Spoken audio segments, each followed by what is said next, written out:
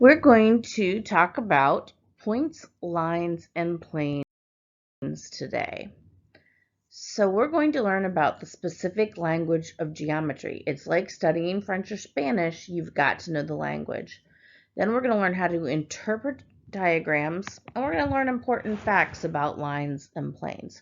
And these important facts, a lot of them are what we call postulates or theorems. Okay. Postulates are things that are assumed to be true, and theorems are things that can be proven. So, we're going to start with a location in space that has no size. Okay, that's called a point. Okay, and we name it just by using the letter. So we name this as point A. Okay, you don't need to write the word point down there. You can just write the letter A. A set of points represented by a straight path that extends in two opposite directions over here is a line. Okay, we can name this line a couple different ways. This lowercase cursive letter is an L, and we can name the line as line L, or we can use the 2 points A and B to name the line. And we have to have a little line over top of it.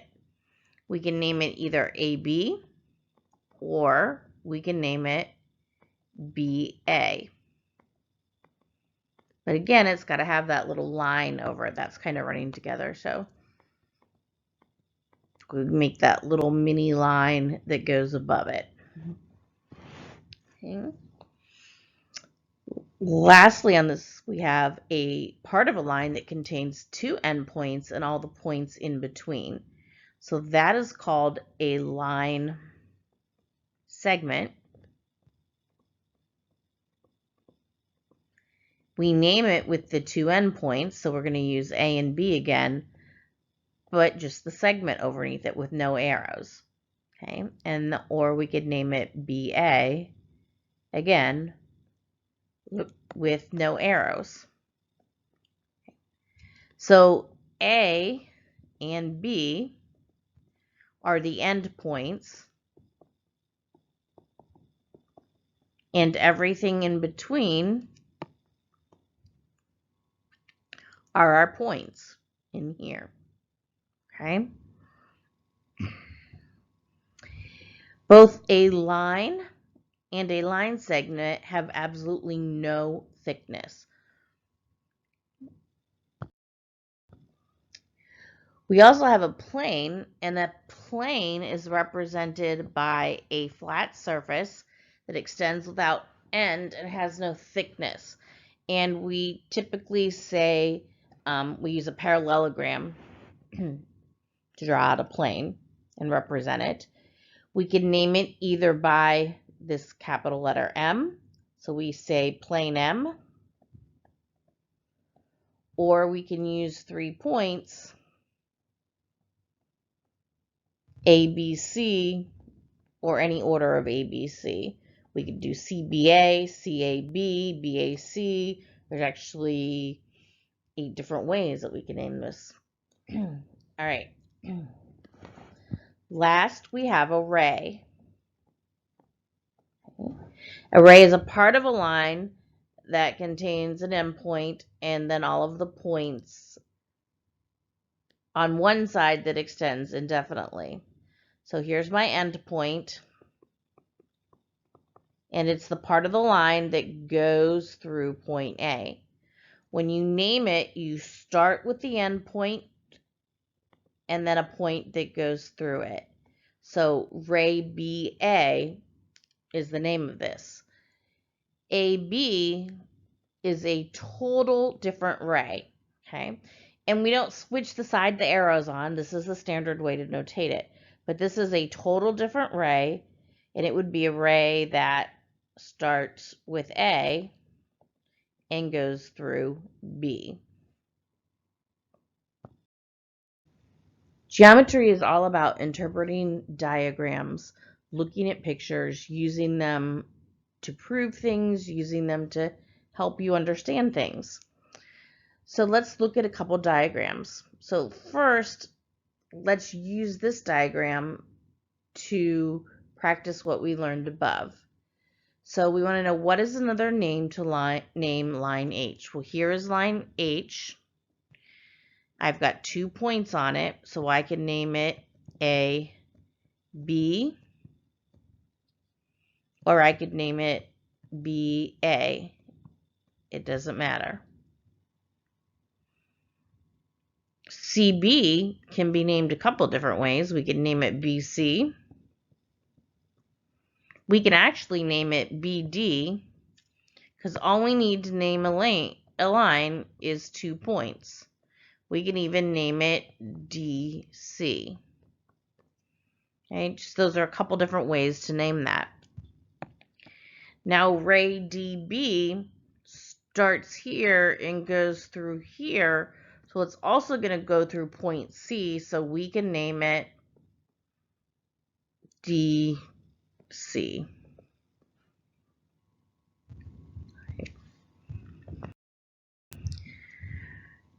You have to know how to read a diagram, okay? So we want to know what line lies in the plane. So if you look at this line here, notice that it is a solid line, okay? So that is going to lie on the plane or in the plane. So AB is the line that lies in or on the plane, okay? A line that goes through that, what I want you to notice is that this line here is solid here, and it extends beyond our diagram for the plane. It's dotted here. That means that it is underneath that plane. So if you think about a piece of paper with a pencil sticking through it, this would be the part of the pencil that you could see. If you hold it a certain way, you wouldn't be able to see it underneath. And then that extends through to what you visually can see. So the line that goes through here would be line CD, or any of the other number of ways that we look to name it. Okay. 2 points in the plane would be points that are actually lying on the plane, so they're in that shaded area, they're in that parallelogram.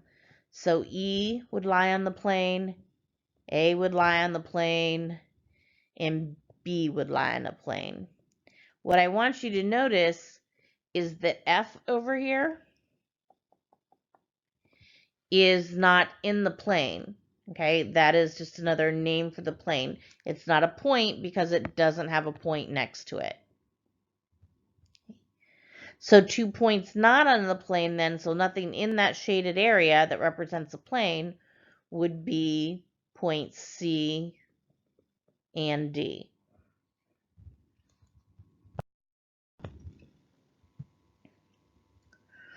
So there's some facts about planes, and they're actually postulates, things that we assume to be true.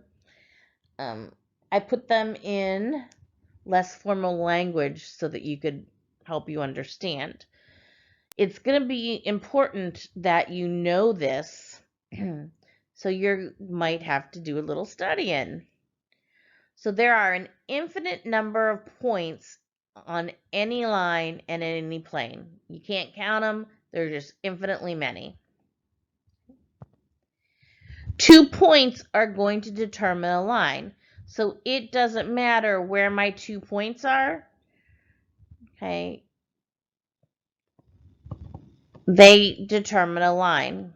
Okay.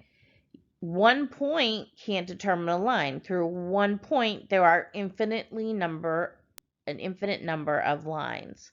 If I add this point over here, we actually can say that BC is also forms a line. Even though it's not represented by that picture, by drawing the line through it, you can still say that BC form a line by this postulate here.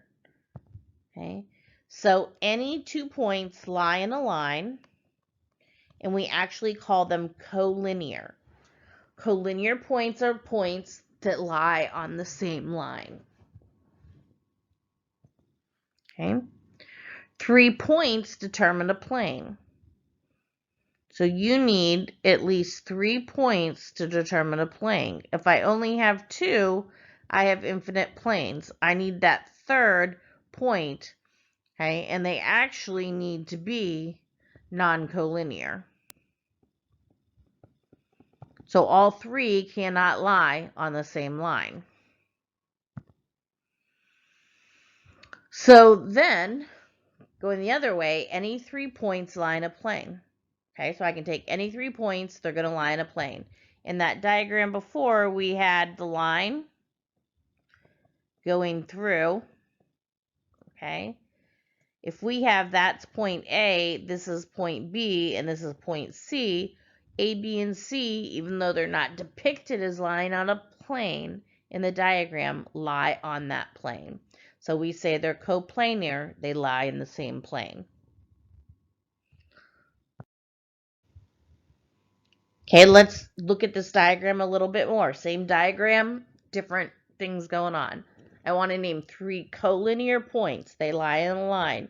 The only collinear points I have here are C, B, and D. And they lie on line C, B, C, D, however you want to name it.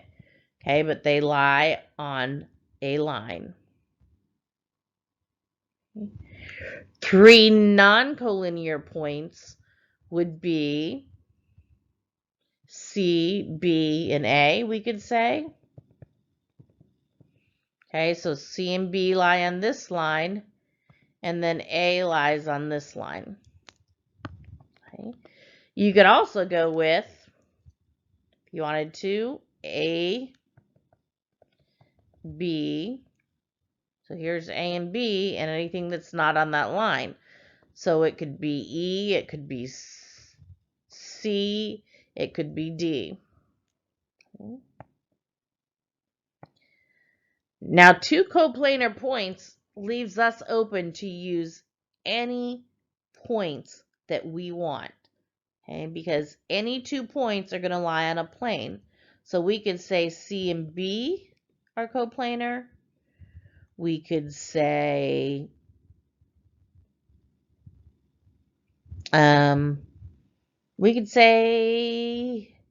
E and D are coplanar. Okay? Any 2 points are going to be not only collinear, but they're going to be coplanar. If I wanted to name 3 coplanar points, okay, I have to name 3 points that aren't on a line.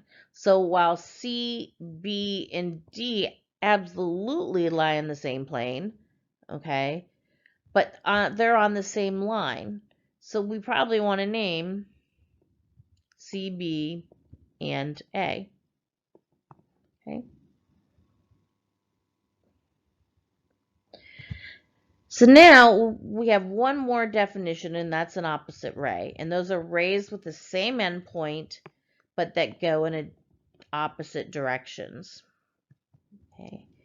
So basically, opposite rays, if I have A here,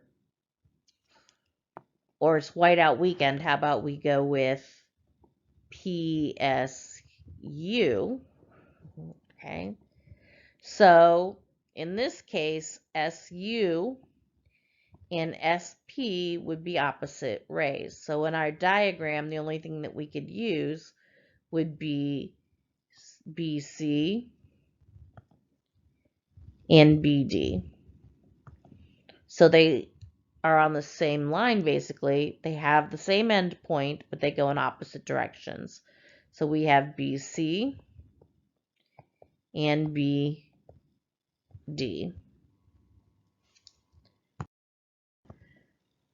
All right, so I threw a lot at you today. There's a lot of definitions, a lot of language that you have to use the exact language. You have to use the exact notation. You might want to make index cards to help you study this so that you can cement it in your mind. However you like to study other subjects or like to study your foreign language would really apply here in geometry. Okay? Have a math-tastic day.